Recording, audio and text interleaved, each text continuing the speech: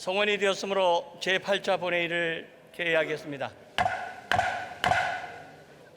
국민 여러분, 오늘 드디어 임대차 3법이 완성됩니다.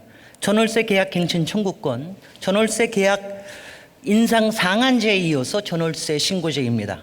부동산 보유세를 강화하는 종합부동산세 등에 대해서도 오늘 의결합니다. 국회가 비로소 밥값을 하는 날입니다.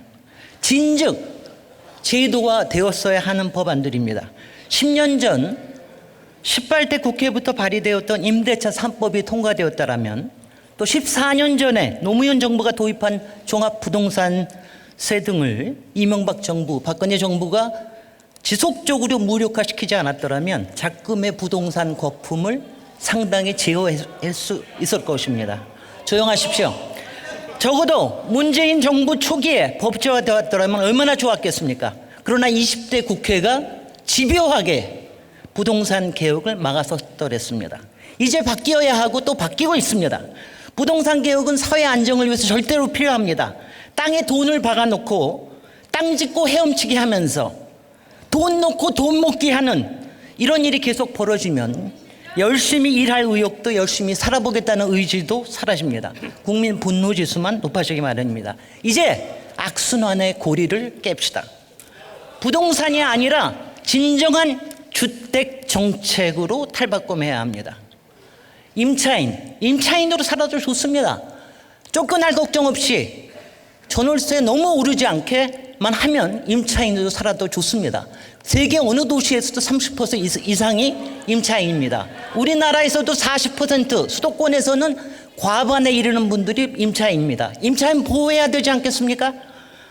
너무도 힘없는 주거약자들, 필요한 것이 공공임대주택입니다.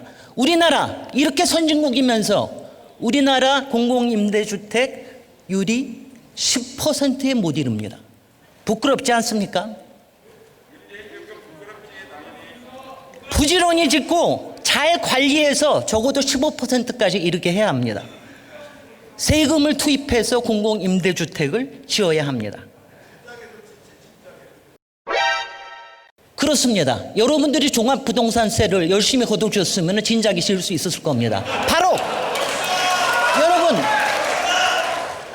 고가 아파트에 산들 부동값이 올라도 우리 문제 없습니다. 다만 세금만 열심히 내십시오. 그리고 불로소득이 있으면 거기에 따른 개발 이익을 환수할 수 있게 해주십시오. 그렇게 해서 세금이 모이면 우리는 공공임대주택에 투입할 수 있는 것입니다. 바로 이것을 하자는 것입니다. 국민 여러분, 이제 합의를 이룹시다. 이 부분에 대해서 이제 돌이킬 수 없게 만듭시다. 이 자리에서 미래통합당이 최근 내놓은 그 부동산 공급 정책에 대해서 한마디만 하겠습니다.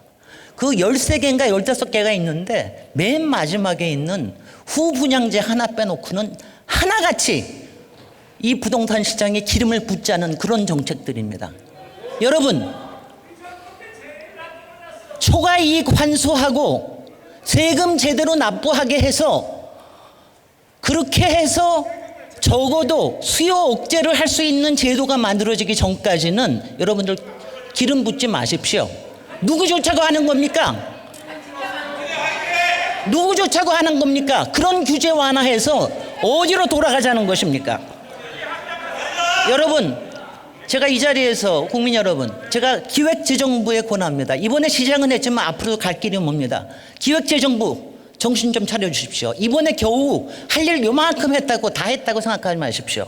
앞으로도 보유세에 관련된 거는 계속해서 비전을 제시해야 됩니다. 주택 공급에 대한 것도 그렇게 모든 걸 기획재정부에서 다 들고 있지 마십시오. 국토부에 힘을 주게 하십시오. 언론 여러분께서도 권합니다. 언론 제발 부풀리지 마십시오. 부동산 광고에 휘둘리지 말고 광고주에 휘둘리지 마십시오. 클릭수에도 휘둘리지 마십시오. 기사를 빙자한 부동산 부풀리기 허용하지 마십시오. 국민 여러분, 이제 바른 사이클, 선한 사이클로 넘어가야 합니다. 이제 시작일 뿐입니다. 우리 도시가 건강한 부동산 생태계가 있고 건강한 도시가 될 때까지